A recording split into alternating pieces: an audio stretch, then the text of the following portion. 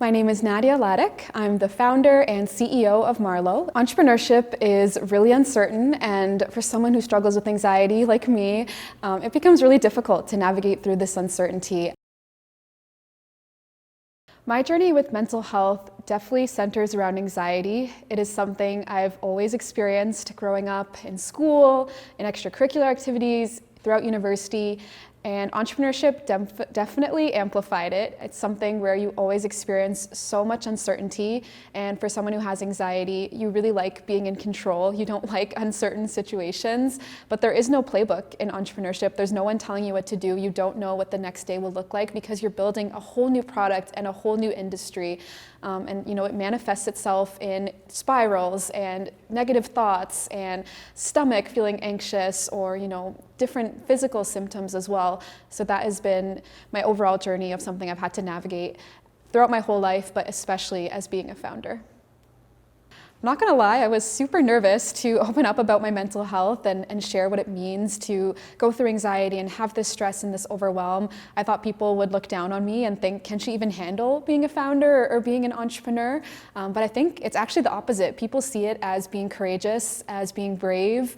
When you open up these floodgates and you talk about these situations that you're experiencing, you'll be surprised that so many people around you are going through the same thing. And I think it really helps you build authentic relationships with people, your team, your customers, other founders around you. And so don't be afraid to open up about what you're experiencing. It will not make you look any more weak or that you're not capable. It will actually make you look stronger because you are being authentic of who you are and the challenges and struggles you're facing.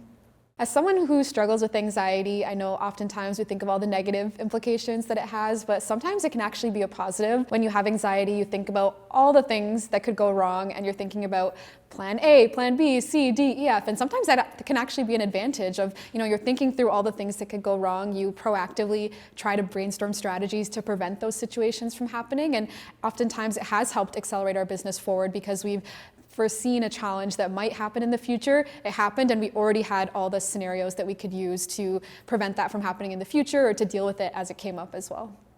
I think for me, it's been really important to develop sustainable wellness habits.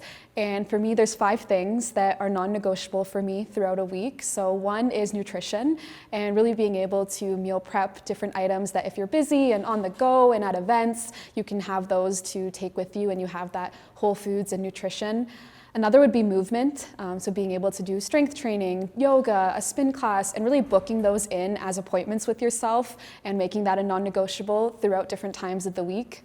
Going for a walk as well, that's been so game changer. It's almost like meditation for me and really a way I can decompress at the end of the day. Developing a really strong sleep routine and a nighttime routine, because at the end of the day, I know personally my mind is racing with all the things that have happened throughout the day, so being able to decompress and have that nighttime routine. And the last thing would be journaling, so really having an opportunity to reflect on all my thoughts throughout the day. When your mind is racing, being able to dump it on a page and just get all those thoughts out. Having those 5 really sustainable mental health habits and working towards it has been super helpful for me as well. I feel like in terms of warning signs of when you need to seek help, trust your gut. You will know if something doesn't feel right. If your stomach, for me, it always felt like it was churning, that there was these anxious thoughts. If you notice any other signs like your skin or your hair, your body will tell you that something is going wrong. And if it feels hard to make decisions or you always just feel overwhelmed, I think that's a sign that you need to get help. I also think you don't need to have a warning sign. There's a lot of people that just go to therapy for preventative measures and being able to have someone to talk through different challenges. You don't have to be at the edge of the cliff or having a warning sign to go seek help. It's okay to just go and use it as a preventative measure to have someone to talk through when you're experiencing the level of stress and challenges that you do as a founder and entrepreneur.